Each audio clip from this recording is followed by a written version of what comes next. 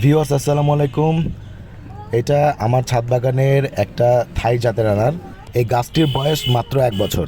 প্রায় 6 মাস বয়স থেকে এই গাছে ফুল আসা শুরু করে, কিন্তু এইবারই প্রথম ফল রেখে দিয়েছি। এর ভিতরের বীজ খেতে অনেক নরম এবং অনেক সুস্বাদু, মিষ্টতার পরিমাণও অনেক ভালো। আমার এই গাছটা 6 মাস বয়স পর্যন্ত ছোট্ট একটা টবে রেখেছিলাম, 12 ইঞ্চি টবে। এরপরে একটা বড় গ্রো ব্যাগে এটাকে পার করে দিই। চারা গাছ ছোট টবে লাগানোর এটা একটা সুফল, যে ফলটা দ্রুত চলে আসে। প্রথমবার ফলন, তাই অনেকগুলো ফল ধরার পরেও বেশ কিছু ফল ছিঁড়ে ফেলে দিয়েছি এবং অল্প হাতে গোনা 5-6টা ফল রেখেছি।